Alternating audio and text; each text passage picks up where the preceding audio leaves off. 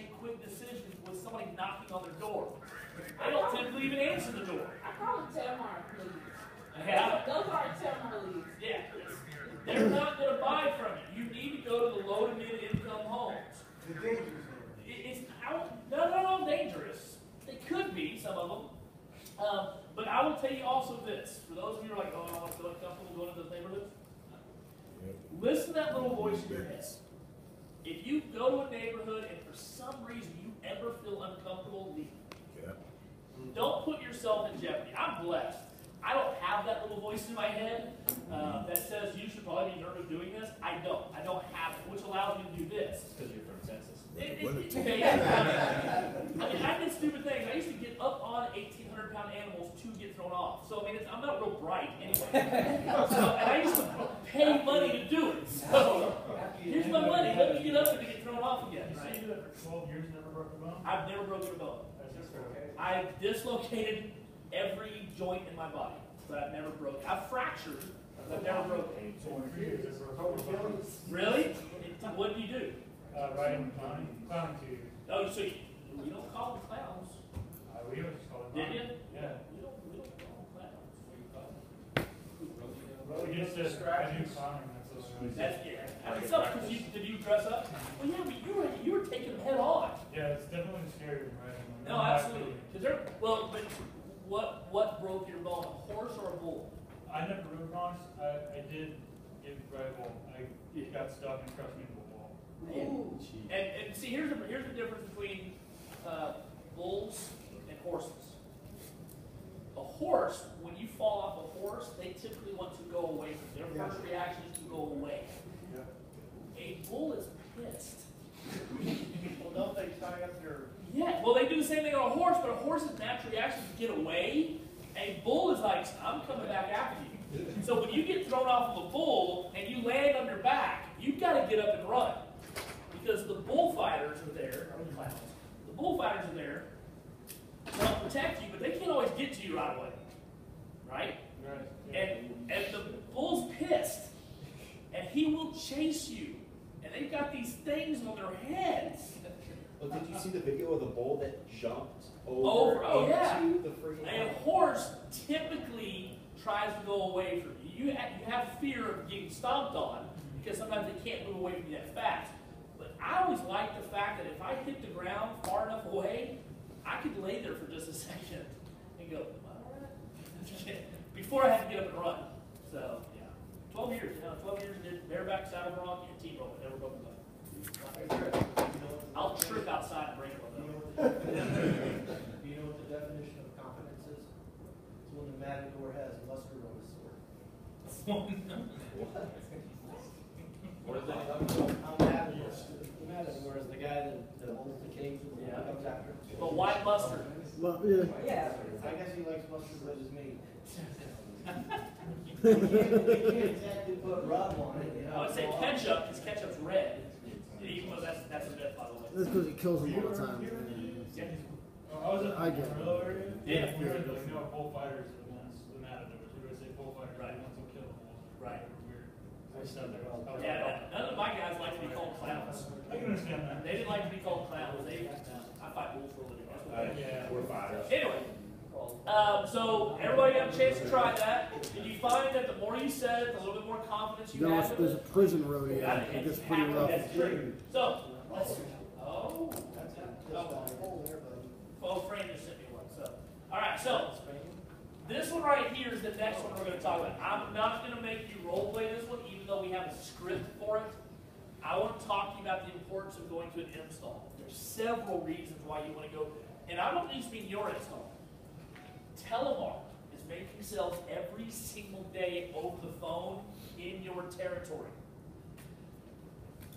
If I go back into sales tomorrow, this is the first thing I'm going to go do. I'm going to go visit installs. How do you find what's being installed? Why do you ask that question? If your manager is not sending you that information, which they should be, then your installation admin.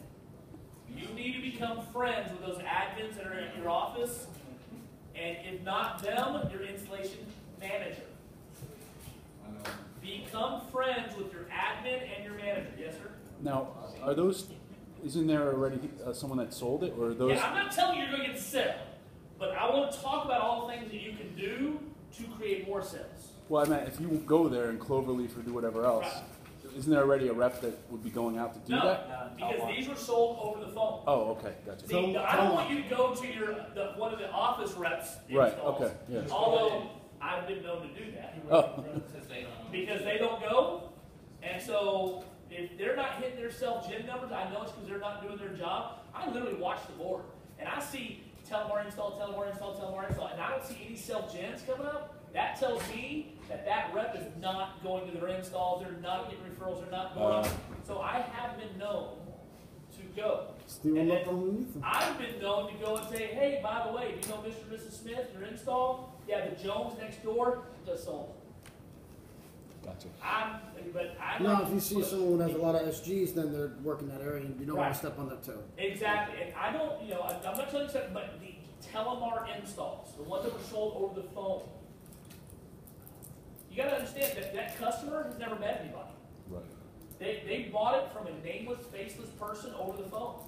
And they called in, they typically buy whatever is advertised on TV, and the installer goes out there, and that's the only person they ever meet from HP. So you show up at these installs, and if you can, show up at the same time the installer does. And here's how you introduce yourself. Hi, I'm Chris. I'm the local area rep who's handling your account now. Because now there's a name and a face. They associate ADT with you now. Oh, you're the one I need to reach out to if there's any problems. Yes, absolutely. And while I'm here, I want to give you a free security review where I'm going to walk you through your house. I'm going to talk to you about some things that you can do on your own, maybe some things that you can upgrade to as well. You start walking them through the house. Now, you can sell add-on equipment, right? Did you know that? Yes. So if you go to an install, and let's say you do a good job walking through the house, and they're like, yeah, those two smoke communicators, I really like those. Can I go ahead and get those? Can you sell those? Yes, you can. Now, let's talk about small picture, big picture again, okay? Does the whole cell become yours? No. Now, there are going to be times, though, that if the cell falls out, if for some reason they sold the wrong system over the phone, and now the technician gets out there, and they're like, yeah, we can't do this install. If you're there and save it, you can write it up now, it becomes your cell. Don't count on that, though, but it does happen. But here's what you can do. Here's, again, small picture. Small picture is you sell two smoke communicators, and they're $200, right? And how much commission did you make on it, roughly? 16 to 20 bucks, right? Depending on the commission plan, the commission structure that you're on. So 8 to 10% is typically what you make. Now the question though is $20 worth pissing off a technician? No. That's small picture. Small picture is 20 bucks. Here's what the big picture is. You go do the walkthrough, they want to add two smoke communicators. You take them over to your technician and say, hey tech, they want to go ahead and add these on. I figured you might want to go ahead and take care of it. Because their job and how they make a big chunk of their money is adding on to these Telemar installs. Actually, adding on to your installs because you didn't sell everything. But especially the Telemar. So you go to these installs, you upgrade them or add on, you give it to the technician. And here's why you want to do this. You want to make a friend because right now the technicians don't like you. Have y'all figured that out yet? Yeah. It's not you. Do not take this personally. I just bought her job. No, but here's the thing, it's not you. It's your title. You're not just a new salesman, you're the newest salesperson, right? And so, because you're the new salesperson on the job, in their mind, like, crap, here we go again. I gotta retrain them, they're not gonna be here very long. They get burned out because salespeople sell things they shouldn't sell.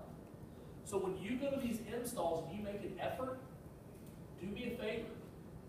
Take some water. Take some Gatorade. Once in a while, take them something to eat. Do something, because, and here's why. These are cash cows for you. But we don't utilize them the way we should. See, when you start really looking at the big picture, they're driving around in a giant billboard for you. And now it's sitting in the neighborhood. And next door neighbors see what's going on. They walk over to installers all the time and say things like, what are y'all doing out here? Oh, we're installing a system for Fran. You know, I was thinking about getting a security system. How much are they?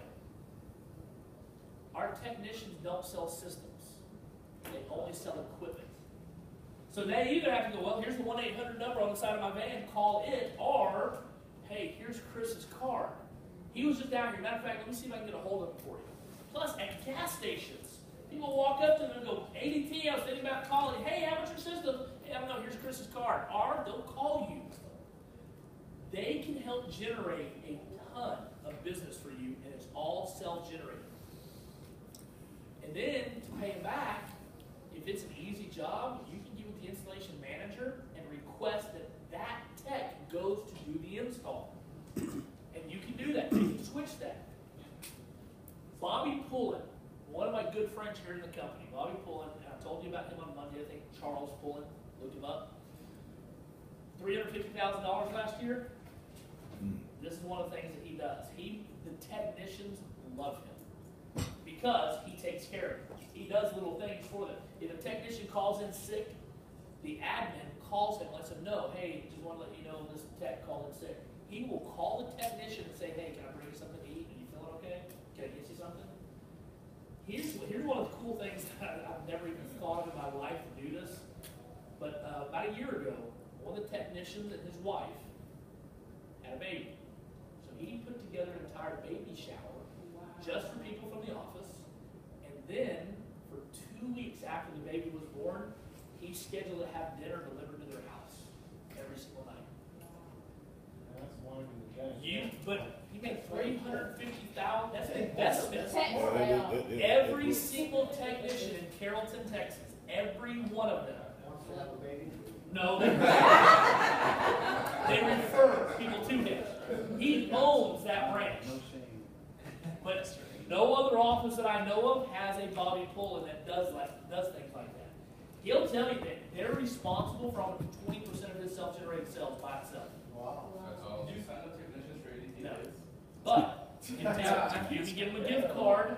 You can take them a Gatorade. Now, one of the other things I'm going to recommend for you in this room, 25 to help kind of speed this along where they're friends of yours instead of hating you, get up early one morning and go to the installation meetings. 7, 8, but listen to me carefully when I say this. You sit in the back of the room and you shut up. I don't care if you have to put duct tape over your mouth, because you're going to hear them bash you and other salespeople. Your job is not to defend. Your job is not to talk. It is to listen and absorb what they're saying so you can fix the errors that you're creating. You're going to make mistakes. You're going to. But the faster you can learn, the less you're going to make in the future. And going to these meetings and just listening to them gripe about sales reps will actually help you. That's the problem, though, is you want to go and defend. Do not defend. This is not your meeting. This is their meeting. Just sit in the back of the room, take notes. Take notes. Okay. And when they see you doing things like this, and they see you showing up to the installs and taking them water, taking them gear, handing them equipment so they can make more money, this is how you get them on your side fast. Because if they don't like you and something weird goes on with your job, they have no problem walking off the job. Whether that's right or wrong, kind of a moot point. It happens. Your job is to get them to like you so much when something weird goes on, they get your job done anyway. They go ahead and do it because they like you and they want to make sure you're making your money. When we go to those meetings, would it be all right to bring a dozen donuts or something? You think they're going to say no to that? Absolutely. You can go, hey guys, I just want to come by. I just want to listen to what's going on. I want to make sure I get better at my job. Here's some donuts for you. Y'all have at it. Sit in the back of the room. That's like having like $50 expense just for that. It should, right? Yeah. Absolutely. So, here's some other things that you can do with these installs, though, right? You can actually make sure everything's going smoothly. It's not your job, but customers like seeing stuff like that, right? That's somebody from corporate's coming out to making sure everything's going smoothly. They like that. Increase your referability. We're going to talk about insurance. This also goes with your job, though, too. I saved it till now to talk about it. I'm a huge insurance fan. Insurance has helped me make a lot of money over the years. But sales reps don't do this the right way. So I want to explain to you the best way to handle insurance. You talk to every one of your homeowners about insurance, their insurance,